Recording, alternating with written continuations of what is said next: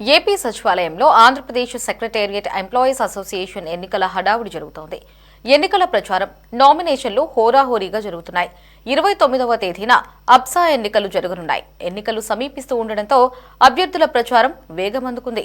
నామినేషన్లు కూడా పోటాపోటీగా వేస్తున్నారు. ఈ నేపథ్యంలో సచివాలయ ఉద్యోగ సంఘ అధ్యక్ష పదవికి రామకృష్ణ నామినేషన్ దాఖలు చేశారు. గతంలో సచివాలయ సంఘ ప్రధాన కార్యదర్శిగా పనిచేసిన కాలంలో ఉద్యోగుల ప్రయోజనాల కోసం నిర్విరామంగా కృషి చేశానని, ఇప్పుడు కూడా ఉద్యోగుల లక్ష్యాల సాధన దిశగా పనిచేస్తానని రామకృష్ణ స్పష్టం చేశారు.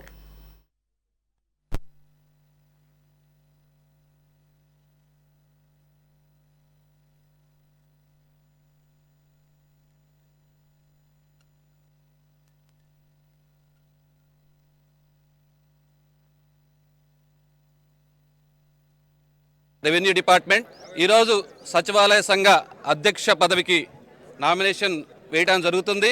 సచివాలయ ఉద్యోగుల హక్కుల పరిరక్షణ, సంక్షేమం, సచివాలయ సంఘ అభ్యున్నతి కోసం నేను ముందుండి నడవాలని ఈరోజు నామినేషన్ దాఖలు చేస్తున్నాను.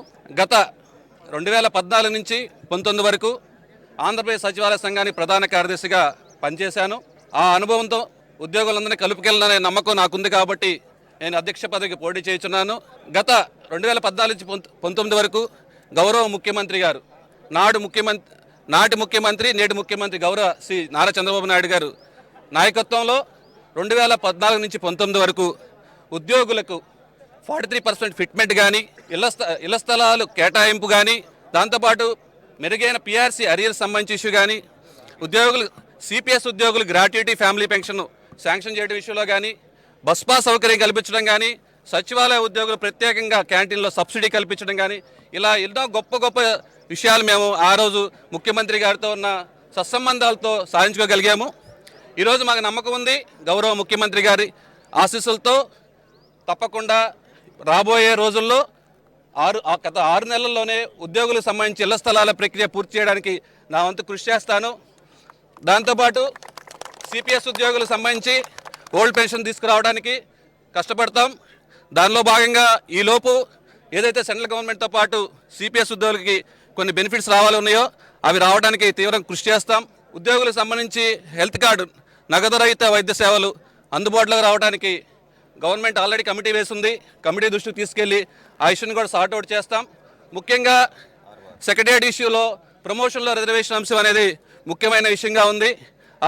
ఆ సమస్య పరిష్కారానికి సచివాలయ సంఘం నుంచే మేము అందరూ రిపెండ్ చేయడం జరుగుతుంది.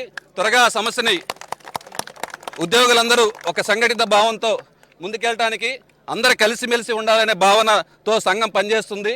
ఈ సంఘం అందరిది అనే భావన కల్పించడమే మా ముఖ్య ఉద్దేశం. దయచేసి ఉద్యోగులందరూ హక్కులు కాపాడడం కోసం మేము మా టీం ముందుకు వస్తున్నాం. మా టీం అందరికీ మీరందరూ ఆశీర్వదించి మా టీం మొత్తాన్ని గెలిపించవలసిన, మా ప్యానల్ మొత్తాన్ని గెలిపించవలసిందిగా అందరినీ కోరుకుంటున్నాను.